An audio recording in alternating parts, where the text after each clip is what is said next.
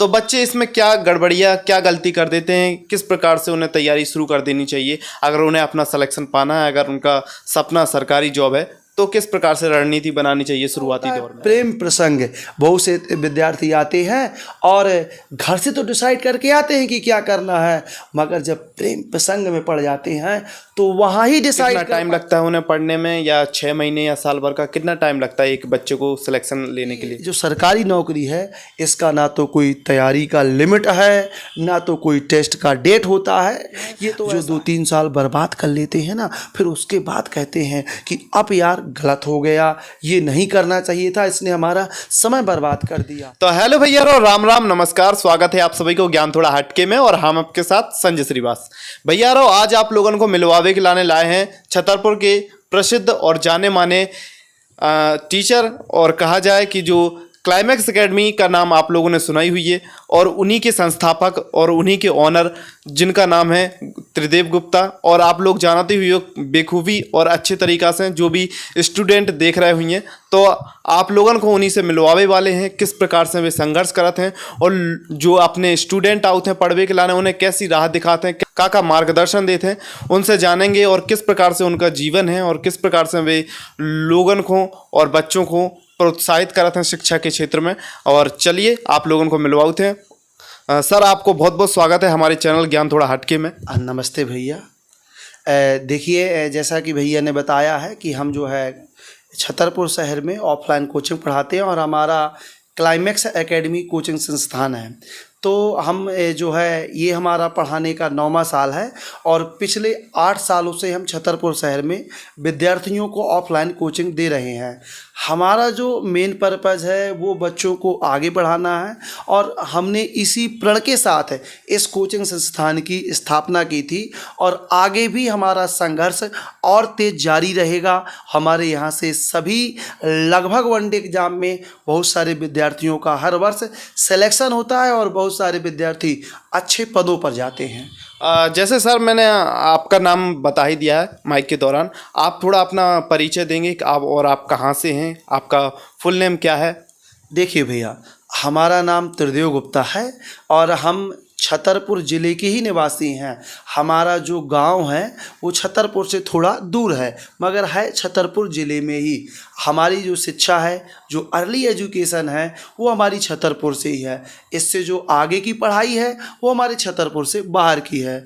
हमने अपने कैरियर में जब हमने पढ़ाई के दौरान काम किया और मैकेनिकल से हमने एक जो है इंजीनियरिंग का डिप्लोमा। और आपसे जितने भी विद्यार्थी जुड़ते हैं और प्रसन्न हो जाते हैं पढ़ाई को लेकर।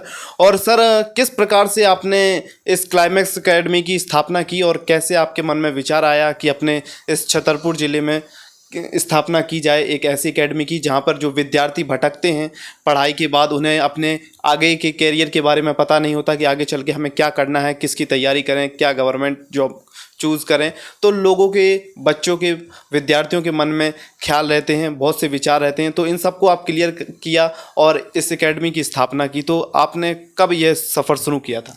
देखिए, हम आपको बताएं कि हमारा पढ़ाने का जो शौक़ था वो शुरुआत से ही था। हम अच्छा पढ़ा पाते थे, अच्छा समझा पाते थे।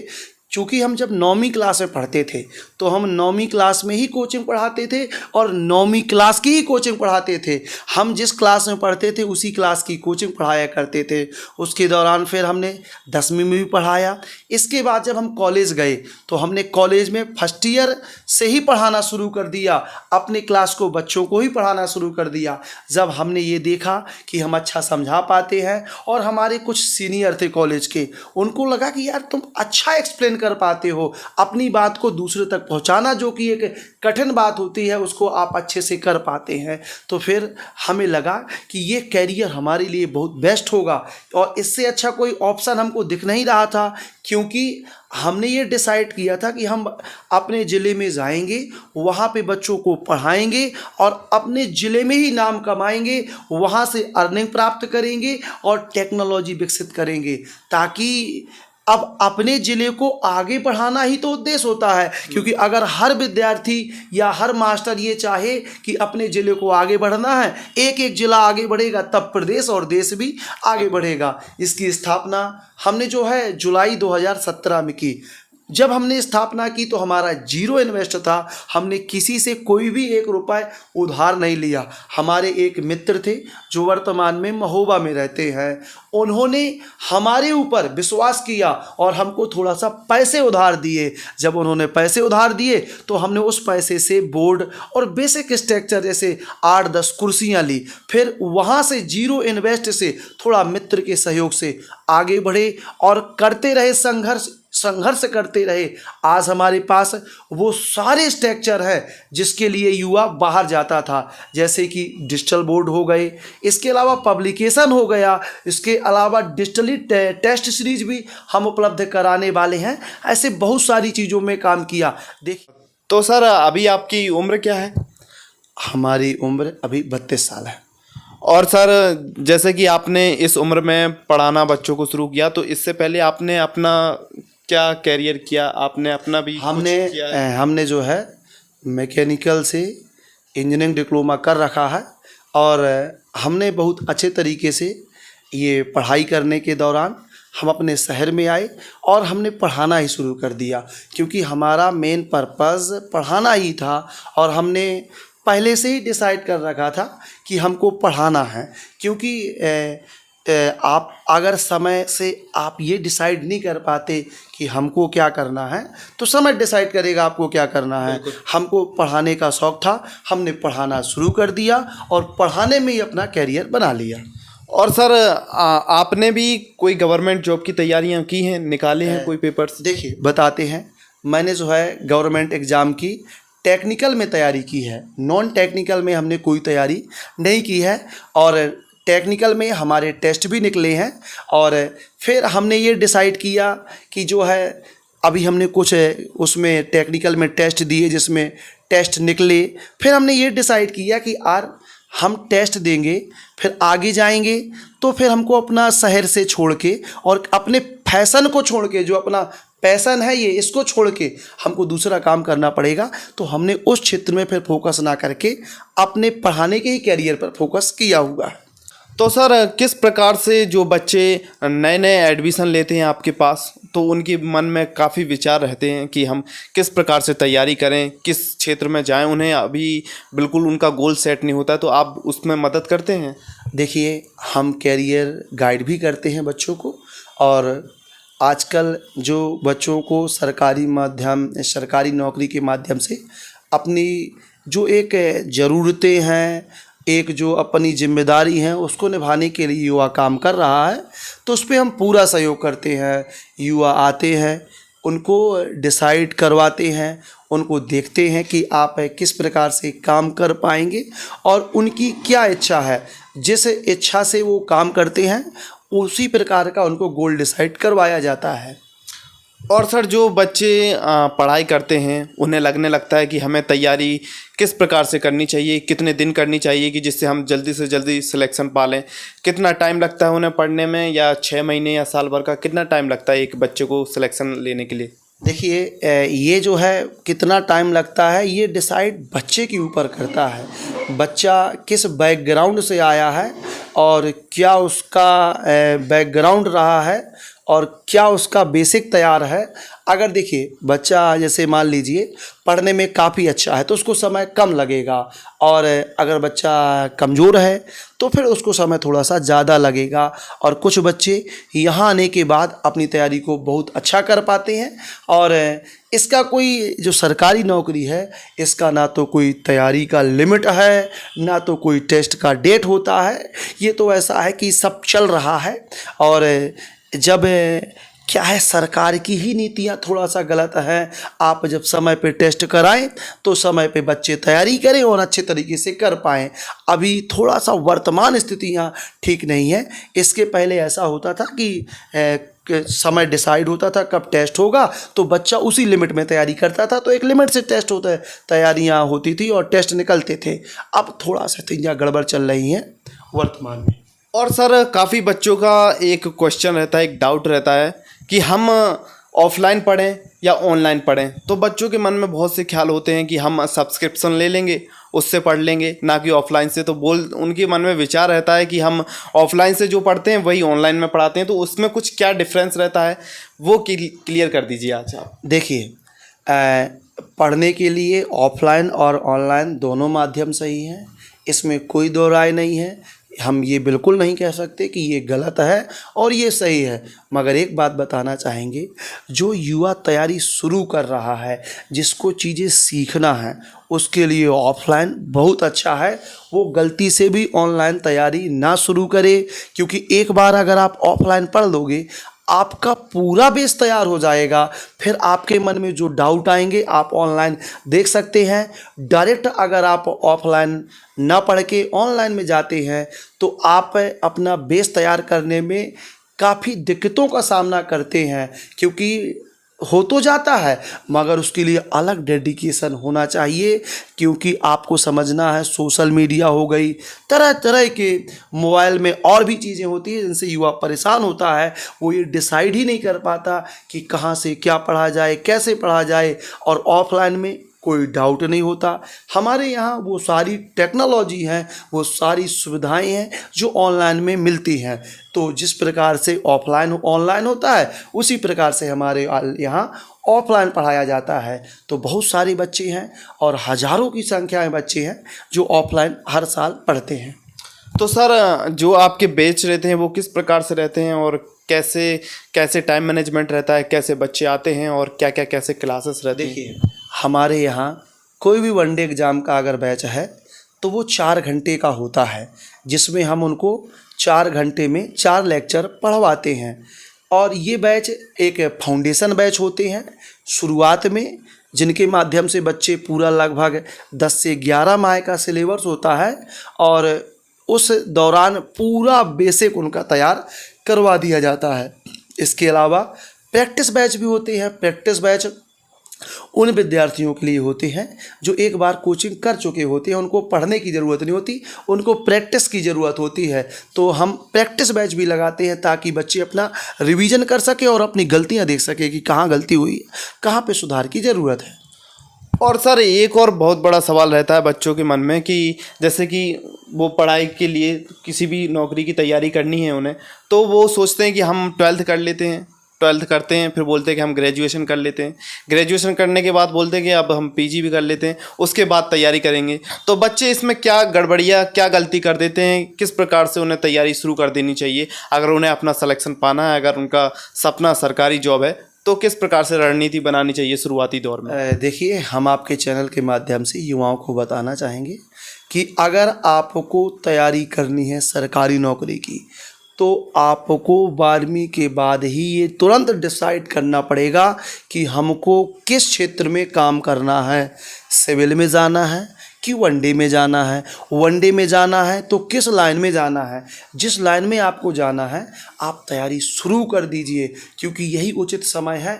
अगर आप ग्रेजुएशन और पोस्ट ग्रेजुएशन के बाद जाते हैं तो आपका अगर सपना ही है कि हमको इस लाइन में जाना है, तो आप फिर 12वीं के बाद से डिसाइड करके उस लाइन की मेहनत करना स्टार्ट करिए। तो कम समय में आपका जो लक्ष्य है वो प्राप्त होने की पूरी संभावना होगी। अगर आपने काफ़ी समय कॉलेज लाइफ को दिया और फिर टाइम लिया तो टाइम और लग जाएगा, समय और बढ़ जाएगा, जिससे आपको आर्थिक और मानसिक रूप से इन सब चीज़ों का सामना भी करना पड़ेगा। समय से नौकरी न लगने के परिणाम बहुत सारे आते हैं विद्यार्थियों के। तो समय से आपको डिसाइड करना पड़ेगा, यानी 12वीं के बाद ही हमारे अनुसार बहुत उचित रास्ता है। आप यहीं से तैयारी को शुरू कर सकते हैं। तो सर, जैसे कि काफ़ी बच्चे, जैसे आपने बताया कि हमारे पास टीकमगढ़ से, महोबा से, पन्ना से, आसपास के सभी ज़िलों से बच्चे आते हैं पढ़ने के लिए। तो कुछ बच्चे ऐसे हैं जो आने में असमर्थ होते हैं, तो उनके लिए भी कोई आपने सुविधा रख रखी है डिजिटली, या आपने कोई सोशल मीडिया अकाउंट बना रखा है जिसके द्वारा बच्चे पढ़ सकते हैं, आपसे शिक्षा ले सकते हैं? हाँ, देखिए, हमने ऑफलाइन के अलावा ऑनलाइन भी हम क्लासों को चलाते हैं और बच्चों को समय समय से ऑनलाइन पढ़ाते हैं। ऑनलाइन जो विद्यार्थी हमारा यहाँ से पढ़ चुका होता है वो ऑनलाइन चैनल के माध्यम से ही पढ़ता है, और जो चीज़ें छूट जाती हैं या जो चीज़ें डाउट होता है वो सब क्लियर होता है। मगर आपको हम बता दें कि जो विद्यार्थी पहली बार शुरू करता है उसको एक बार तो घर से निकलना पड़ेगा, क्योंकि निकलेगा नहीं तो एक जो कंपटीशन का माहौल है उसको पता नहीं चलेगा। वो रूम से बैठे बैठे ही बाहर के कंपटीशन को नहीं देख सकता। उसको एक बार ज़मीनी स्तर पर क्लासों में आना पड़ेगा, ताकि उसको पता चलेगा कि जो बेसिक है, स्ट्रक्चर है, जो कंपटीशन है, जब क्लास में इस प्रकार का कंपटीशन होगा तो आपको तो जिला लेवल और आपको तो प्रदेश लेवल और पूरे भारत में कंपटीशन करना है। तो कहीं ना कहीं यहाँ से कंपटीशन भावना भी जागृत होती है, और बच्चों को एक दूसरे को देख के मोटिवेशन भी मिलता है कि ये हमसे आगे बढ़ रहा है तो हमको भी और मेहनत करने की ज़रूरत है। और सर बच्चों में एक मिथ रहती है कि जिस प्रकार से जब वो नए नए आते हैं, बच्चों को देखते हैं पढ़ाई के दौरान, तो उन्हें लगने लगता है कि हम बहुत लेट हो चुके हैं। किस प्रकार से ये जो दूसरा हमारा साथी है वो किस प्रकार से तैयारी करता है, जो आंसर वो जल्दी से दे देते हैं खटाखट, और फिर उन्हें सोचने में काफ़ी विचार लगता है, तो उनके मन में भावना रहती है, हीन भावना हो जाती है कि शायद हम नहीं कर पाएंगे, तैयारी बहुत कठिन है, परिश्रम है, बहुत ज़्यादा कॉम्पिटिशन है। तो इसके दौरान भी बच्चे काफ़ी पीछे हट जाते हैं। तो इसके लिए आप क्या बोलना चाहेंगे?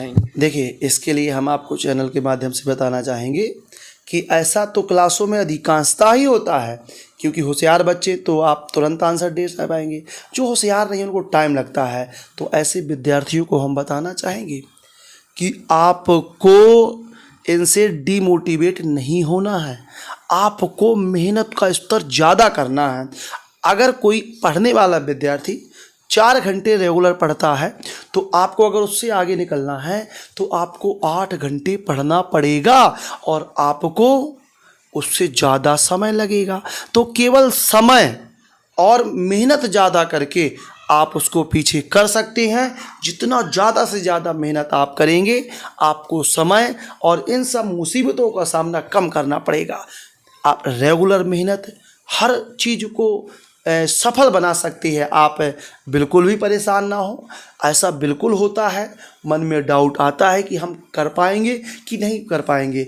हमने ऐसे बहुत सारे विद्यार्थी पढ़ाए जो 12वीं में सप्लीमेंट्री रोजाना नहीं योजना से पास होके आए, मगर उन्होंने यहाँ देखा और उनके अंदर एक जोश जगा। उन्होंने इतनी मेहनत की कि जो विद्यार्थी पढ़ने वाले से उनसे जल्दी सेलेक्ट हो गए।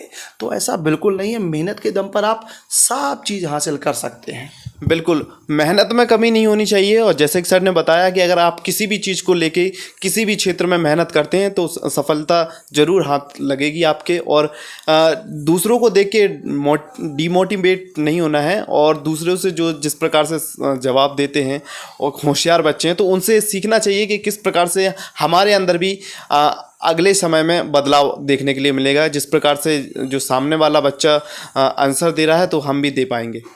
और सर अब नया दौर आया है, जो नए नए युवा हैं अब शिक्षा के क्षेत्र में कम देखने के लिए मिलते हैं, अब ज़्यादातर सोशल मीडिया के क्षेत्र में देखने के लिए मिलते हैं। उनका ज़्यादातर अब मन होता है कि हम सोशल मीडिया के क्षेत्र में जाए, उसमें काम करें। और कहा जाए जैसे कि रील्स, इंस्टाग्राम, इन बच्चों को जो बच्चों के अंदर विचारधाराएं उत्पन्न हो जाती हैं अलग अलग प्रकार से, तो उसके लिए आप क्या बोलना चाहेंगे? किस प्रकार से वो दूर रहें या फिर उस क्षेत्र में भी काम कर सकते हैं? देखिए, हमने ये भी देखा हुआ है कि हमारे बहुत सारे विद्यार्थी इस सोशल मीडियम के माध्यम से भी अपना कैरियर बना चुके हैं और आगे बढ़ चुके हैं। तो देखिए, पहले के समय में क्या था, ये ऐसा था कि क्रिएटर कम थे और व्यू ये देखने वाले ज़्यादा होते थे, व्यू ज़्यादा आते थे। मगर अब ऐसा हो चुका है कि क्रिएटर ज़्यादा है और देखने वाले कम हैं। लगभग हर 2 व्यक्तियों के बाद एक क्रिएटर हमको देखने को मिलता है। तो हम ऐसा बिल्कुल भी नहीं कहेंगे कि इस क्षेत्र में कैरियर नहीं है, मगर इस क्षेत्र में अब संभावनाएं काफ़ी कम है, संघर्ष ज़्यादा है। अगर आपके पास लगन, मेहनत और ईमानदारी है और आप बहुत अच्छे तरीके से दुनिया को कुछ नया दिखाना चाहेंगे तो सफलताएं सुनिश्चित है। मगर थोड़ा सा हम उन विद्यार्थियों को बताना चाहेंगे कि जो ना तो कुछ करना चाहते और ना कुछ कर रहे हैं, तो थोड़ा सा सोशल मीडिया से से दूरियां बनानी है, समय कम से कम देना है ताकि आप कैरियर पे फोकस कर पाएँ। और आप ये डिसाइड करिए कि आपको क्या करना है, क्योंकि आपने अगर ये समय पे डिसाइड नहीं किया कि हमको किस क्षेत्र में क्या काम करना है, तो जब समय डिसाइड करेगा तो आप उसको झेल नहीं पाएंगे। इसलिए आपको अपने अनुसार डिसाइड करना पड़ेगा और आप जल्दी जल्दी डिसाइड कर लीजिएगा। तो सर ऐसी कोई आदतें जो विद्यार्थियों को अलग बनाती हैं और विद्यार्थियों को वो अपनी ऐसी हैबिट, ऐसी आदतें जो अपने जीवन में लानी चाहिए जब वह उन्नति कर सकता है और इस क्षेत्र में अपने शिक्षा के क्षेत्र में उन्नति कर सकता है, तो ऐसी कोई आदतें जो उसे सफल बनाएं और अपने पढ़ाई के क्षेत्र में आगे ले जाएं। देखिए, ऐसी बहुत से स्टूडेंटों में कमियां होती हैं जिसके माध्यम से वो आता है और अपना लक्ष्य यहाँ पे भूल जाता है। तो ऐसे विद्यार्थियों की हम कमियों पे बात नहीं करेंगे, हम उनको सुधार की कुछ बातें बताते हैं। जैसे आपको सबसे बड़ा मोटिवेशन है माता पिता। जब आपको कभी भी लगे कि आप सही नहीं कर रहे हैं, आप माता पिता से बात करिए। माता पिता से डेली अगर आप फ़ोन से बात करते हैं और उनको सारी चीज़ें बताते हैं तो आप देख पाएंगे कि आप बिगड़ने के चांस कम होंगे, क्योंकि माता पिता आपको बताएंगे कि क्या दिक्कतें हैं और कैसी मुसीबत से आपको वो पढ़ा रहे हैं। नहीं तो क्या होता है ना भैया कि स्टूडेंट आया लक्ष्य लेके बढ़िया से डिसाइड करता है कि ऐसा करेंगे, और युवा पीढ़ी है मार्ग भटक जाती है, और जब मार्ग भटक जाती है तो मार्ग में लौटना कठिन होता है, और जब लौटता है तो समय निकल चुका होता है। तो हम युवाओं को यही कहेंगे कि आप अपने जितना माता पिता के टच में रहेंगे ना, उनसे आपको ये मोटिवेशन मिलेगा कि हमारा लक्ष्य क्या है, हमको ज़िंदगी में करना क्या है। जो आप वर्तमान में देख रहे हैं ना, जो मृतष्टा है, ये हमारा लक्ष्य नहीं है। रियलिटी कुछ और है, दिखावा कुछ और है। तो युवा अपने मार्ग में लौटेगा। और सर जो नए नए विद्यार्थी होते हैं आते हैं शिक्षा के क्षेत्र में, और उनके अंदर जब वो नए नए ज्वाइन आते हैं, उनके मन में विचार आता है कि हम भी सरकारी नौकरी पाएंगे, हम भी सिलेक्शन पाएंगे, तो उनके मन में शुरुआती दौर में एक जो ऊर्जा होती है वो देखने के लिए मिलती है, लेकिन कुछ टाइम बाद वो ऊर्जा डाउन हो जाती है, वो मोटिवेशन ख़त्म हो जाता है। ऐसा क्यों होता है? देखिए, ऐसा होता है कि युवाओं में जोश आना तो लाज़मी है। देखिए, एक सफल कॉम्पिटिटर वही होता है जो जिस जोश के साथ आए उसी जोश के साथ लगा रहे। कोई भी चीज़ एक दिन में नहीं होती भैया, ये कोई मैगी नहीं है जो 2 मिनट में बन जाए। इसमें टाइम लगता है, सफलता वक्त मांगती है। आप रेगुलर प्रयास करें। आप ये बिल्कुल मत देखें क्या वैकेंसी आई, कितनी वैकेंसी आई। आप तो अपने मेहनत पे विश्वास रखिए। देखिए, हम आपको बताना चाहेंगे, अच्छा खिलाड़ी वही माना जाता है, जो अच्छा क्रांतिकारी वही माना जाता है। जैसे हमने एक अपने आदर्श मान रखे हैं गांधी जी। तो गांधी जी एक ऐसे महान क्रांतिकारी रहे जो शुरू से लेकर और देश आज़ादी तक लगे रहे। तो ऐसा ही सफल कॉम्पिटिटर होता है, जिस जोश के साथ आएगा उसी जोश के साथ लगा रहेगा। तो ये जोश आना लाजमी है। हम युवाओं को आपके चैनल के माध्यम से संदेश देना चाहेंगे कि आप उस जोश को बनाए रखें। सफलता ज़रूर मिलेगी, और मार्ग में बाधाएं आती हैं, डिमोटिवेशन आता है, तो यही तो अवरोध है जो आपको पार करना है, क्योंकि इसी के बाद तो सफलता छिपी होती है। और सर जैसे आपकी इस संस्था को काफ़ी टाइम हो चुका है, काफ़ी लॉन्ग टाइम हो चुका है, तो इस संस्था से काफ़ी बच्चों ने सिलेक्शन पाए होंगे। हाँ। तो किस प्रकार से कौन कौन से छात्र रहे जो प्रतिभाशाली रहे और अपनी एकेडमी का ही नहीं, अपने बुंदेलखंड क्षेत्र का नाम रोशन किया, अपने परिवार का नाम रोशन किया सिलेक्शन पाके? देखिए, ऐसे हज़ारों की संख्या में छात्र हैं जो अलग अलग क्षेत्र में गए और वहाँ पे अब हमारा जो बुंदेलखंड है उसका नाम रोशन किया। ऐसे विद्यार्थियों का, बहुत सारे विद्यार्थियों का नाम बता पाना तो संभव नहीं है क्योंकि लिस्ट बहुत बड़ी है, मगर आपको हम कुछ नाम बता देते हैं जो चुनिंदा छात्र रहे।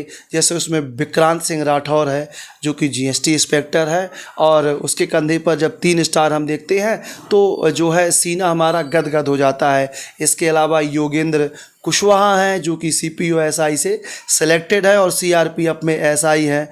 इसके अलावा यूपीएसआई में हमारी बहुत सारे छात्र हैं, जिनमें एक लड़की पूनम यादव है जो कि एक लंबे संघर्ष के बाद यूपीएसआई में हुई है।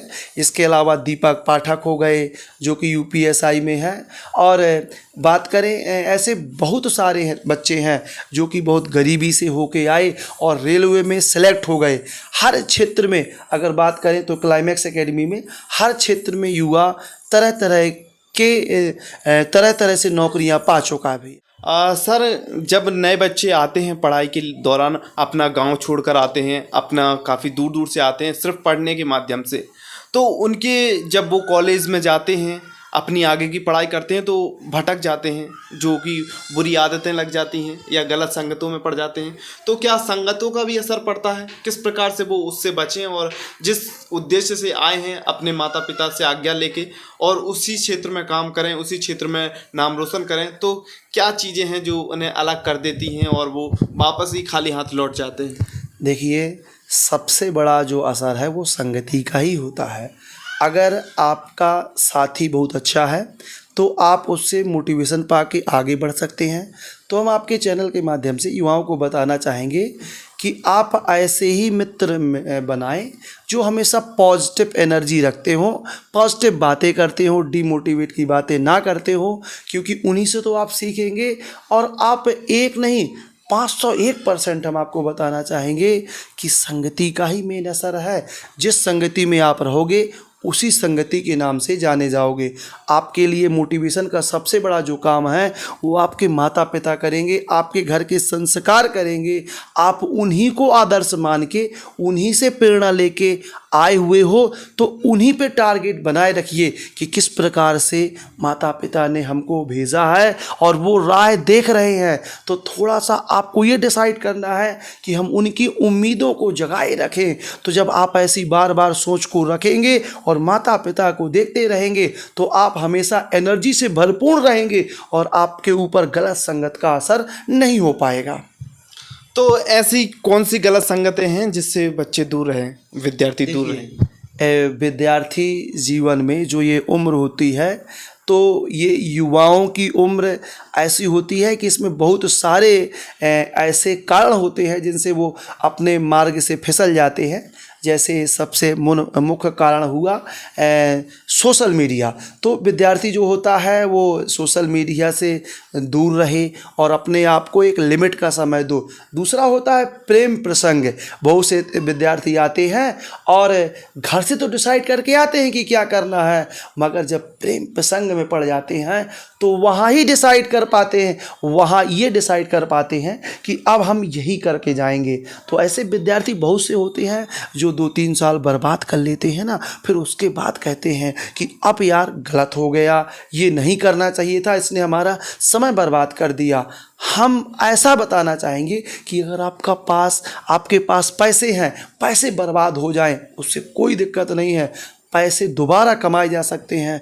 मगर आपने किसी को 2-3 साल समय दे दिया, वो ना तो लौट के समय आएगा। और सबसे बड़ी बात कि अगर एक बार आपका माइंड कहीं और लग गया तो फिर दोबारा नहीं लगेगा, क्योंकि माइंड को तुरंत रिफ्रेश नहीं किया जाता, उसको बदलने में बहुत बड़ा त्याग करना होता है। तो आप ऐसे साथियों को चुनें जो आपके मार्ग में आपको मोटिवेशन का काम करें। ऐसा नहीं कि आपके लिए बाधा उत्पन्न न कर पाए। तो आपको अपने साथी का डिसाइड करना है कि कैसा हमारा मित्र होना चाहिए और प्रेम प्रसंग में कम से कम पड़े। हम तो ये चाहते कि आप माता पिता से ही प्रेम करें और उन्हीं के प्रेम से आप आगे बढ़ें, क्योंकि 4 दिन का प्रेम ये कोई प्रेम होता नहीं है, ये एक दिखावा है, ये एक मृत चेष्टा है। इसमें आपका कैरियर बर्बादी होगा, कैरियर बनेगा नहीं। और फिर युवाओं की अलग अलग सोच होती है, हर प्रकार का युवा आपको मिलेगा, तो अपने सोच पे भी डिपेंड करता है।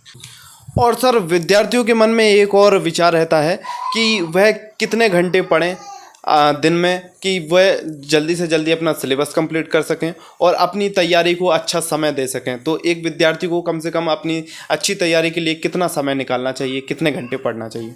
देखिए, हम आपके चैनल के माध्यम से बताएंगे, कंपटीशन वाले विद्यार्थियों का कोई टाइम टेबल होता ही नहीं है। ये 12वीं नहीं होता है कि आपको क्या कॉलेज क्या कोचिंग, यहाँ पे कुछ नहीं। आपको तो क्या करना है, आपको हम तो कोई कहता है कि 8 घंटे पढ़ो, मैं तो कहता हूँ कि आप 24 घंटे पढ़िए। 24 घंटे पढ़ने का मतलब आप सोचेंगे कि सर सोएंगे कब, काम कब करेंगे? तो सोना, जागना और काम करना ये भी पढ़ाई है। बस आपके मन में उसके अलावा अगर दूसरा ख्याल आएगा ही नहीं तो आप गलत संगति में नहीं पढ़ सकते। आपका लक्ष्य इतना अटल होगा जब आप सोचोगे कि जितना 24 घंटे आपको एक ही लक्ष्य होना चाहिए, क्या काम करना है। इससे फ़ायदा ये मिलेगा, आपने किसी के साथ आधा घंटे टाइम बर्बाद कर दिया तो आपको उसके बाद ये दुख होगा कि हमने यहाँ आधा घंटा टाइम बर्बाद कर दिया है। तो आपको कोई टाइम नहीं डिसाइड करना है कि आपको कितने घंटे पढ़ें। टाइम को देख देख के कोई सफल हुआ है ऐसा नहीं है। आप तो अपने अनुसार काम करिए, अपनी क्षमताओं के अनुसार काम करिए। हम तो कहते जितनी ताकत है आप झोंक दीजिए, क्योंकि जितनी ज़्यादा ताकत और एनर्जी लगाएंगे उतना कम समय लगेगा और आप मनचाहा लक्ष्य हासिल कर सकेंगे। क्योंकि मेहनत और लगन के साथ ही तो आप मनचाहा लक्ष्य हासिल कर सकते हैं। बिल्कुल सर, बिल्कुल सही कहा है। अगर आप तैयारी करते हैं तो कोई टाइमिंग या कोई मिनट या कोई घंटे डिसाइड नहीं होता है कि आपको इतने ही घंटे पढ़ना है या इतने ही मिनट पढ़ना है। तो उस जितना आप समय देंगे पढ़ाई में उतनी ही आपको जल्दी सफलता मिलेगी और उसी तरीके से आप पढ़ाई कर पाएंगे और उस क्षेत्र में अपना और अच्छा समय दे पाएंगे। तो सर ऐसा कोई मैसेज, ऐसा कोई संदेश जो विद्यार्थी देख रहे हैं और उनके मन में भी एक आग है, उनके अंदर भी एक आग है कि हमें भी सिलेक्शन पाना है और अपने माता पिता का नाम रोशन करना है और आगे चल के हमें अपना ही नहीं अपने पूरे क्षेत्र का नाम रोशन करना है। तो ऐसे विद्यार्थी जो देख रहे हैं तो उनके लिए कोई संदेश, कोई लाइन हो तो आप जरूर। हम आप सभी विद्यार्थियों को बताना चाहेंगे, सभी विद्यार्थी हमारी बात को ध्यान से सुनेंगे कि आपने जो लक्ष्य बनाया है उसके लिए आप पूर्णतः समर्पित हो जाइए।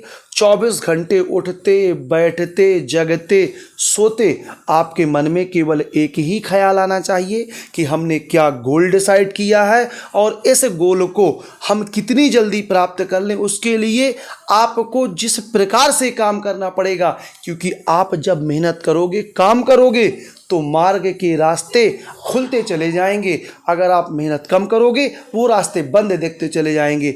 आप बहुत ज़्यादा मेहनत करेंगे, आपको रास्ते दिखने लगेंगे। समय तो लगता ही है, क्योंकि यहाँ कोई 2-4 मिनट का, महीने 2 महीने का खेल नहीं है। टाइम तो लगना ही है, क्योंकि अगर ज़िंदगी में सूरज की तरह चमकना है तो सूरज की तरह जलना पड़ेगा। हमने भी देखो संघर्ष किया है, मगर ये आपको बताया नहीं जा सकता, क्योंकि संघर्ष की कोई डेफिनेशन नहीं होती है। इसके लिए तो सब कुछ त्याग के और केवल एक ही काम पे फोकस करना, यही आपका संघर्ष है।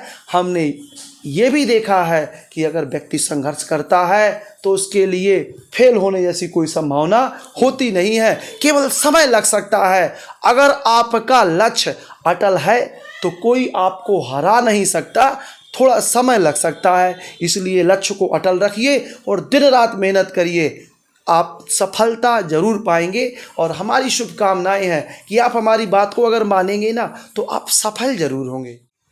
तो भैया रहो मिलत है अपन इसी प्रकार के और इंटरव्यूज़ के साथ, और आप लोगों को ऐसे ही अपने बुंदेलखंड क्षेत्र के अपने जो नए नए और कहा जाए जो अपने क्षेत्र के अच्छे अनुभवी जो लोगों को अपनी शिक्षा के क्षेत्र में ही नहीं और भी क्षेत्रों में आगे उन्नति देखबो चाहते हैं और लोगों को आगे बढ़ाते हैं और मोटिवेशन से भर देते हैं। आप लोगों को ऐसी कलाकारों और अनुभवी लोगों से मिलवाते हैं और उनसे किस प्रकार से उनके संघर्ष की कहानियाँ आती हैं और किस प्रकार से वे लोगों को मोटिवेट करते हैं, आप लोगों को मिलवाते रहते हैं और आपको मिलवाते रहे भी मिलत हैं इसी प्रकार के इंटरव्यू के संगे। तब तक के लाने जय हिंद, जय भारत, जय बुंदेलखंड।